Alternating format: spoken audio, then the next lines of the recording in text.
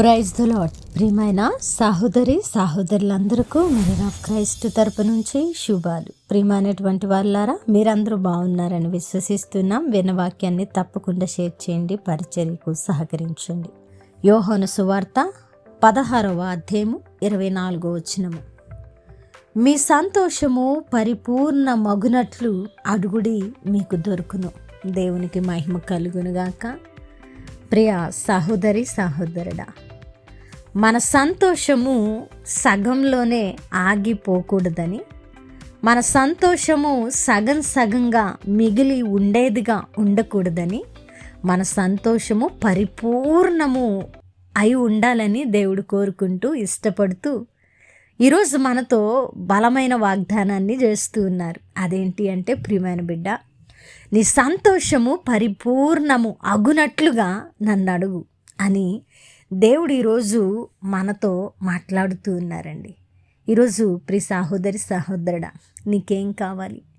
నీ సంతోషము పరిపూర్ణంగా నీ జీవితంలో మరి కార్యము జరుగుట నిమిత్తమై నువ్వు దేని కొరకు ఎదురు చూస్తూ ఉన్నావో దానిని దేవుని సన్నిధిలో అడుగు. ఎందుకంటే అది మీకు దొరుకును. ఇది గొప్ప వాగ్దానం అండి. దేవుడు ఏమి అడుగుతూ ఉన్నావు? నిజంగా అడుగుతూ ఉన్నావా?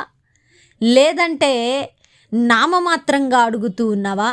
ఎలాగనో అడుగుతున్నావు? అడిగే విషయంలో నీకు ఒక మంచి క్లారిటీ అవసరమై ఉన్నది. ఇక్కడ పైన మాటలో చూస్తే, ఇది వరకు మీరేమీ నా పేరట అడుగలేదు. ప్రియా దేవుని బిడ్డ, ఇదివరకు మీరేమీ నా పేరట అడుగలేదు. మీ సంతోషము పరిపూర్ణ మగునట్లు అడుగుడి మీకు దొరుకును. దేవుని పేరట మనం అడగాలి.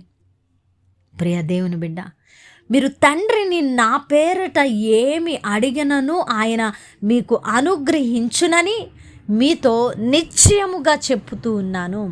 ఇది అద్భుతమైన వాగ్దానం అండి. నిశ్చయముగా అంటే డెఫినెట్గా మన జీవితాలలో జరుగుతుంది అని ఈ వాగ్దానం తెలియపరుస్తుంది.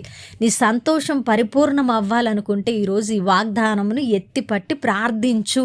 అయా, నేను నీ సన్నిధిలో అడుగుతూ ఉన్నా, నాకు దొరుకును అన్నావు కదా, నాకు ఇవ్వాలి నువ్వు అని ఒక మంచి నిర్ణయం తీసుకొని అడుగు. తప్పకుండా దేవుడు నీకు దయచేస్తారు. నీ సంతోషము పరిపూర్ణము అగునట్లుగా. అయితే దీంట్లో కండిషన్స్ ఉంటాయండి.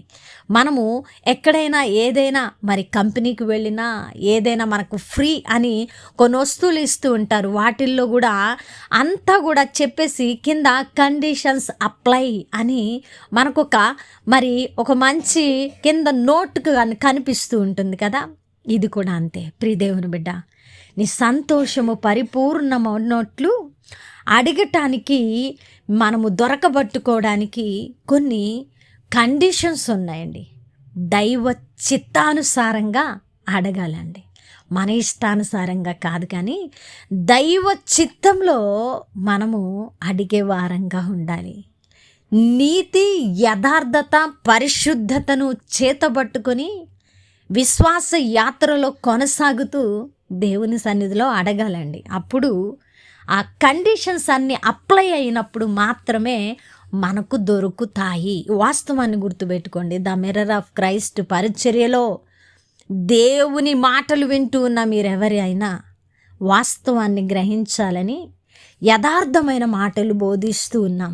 ప్రియ దేవుని బిడ్డ, నీ సంతోషము పరిపూర్ణం చేసుకోవాలంటే అడుగు, దొరుకుతుంది. ఎలా? Conditions apply. మరి ఎన్నో ఆజ్ఞలు బైబిల్ గ్రంథంలో ఉన్నాయి కదా, వాటన్నిటిని చేతబట్టుకొని అడుగు. దేవుడు తప్పకుండా నీకు అన్నిటినీ దొరికే విధంగా చేస్తారు. ఆమెన్.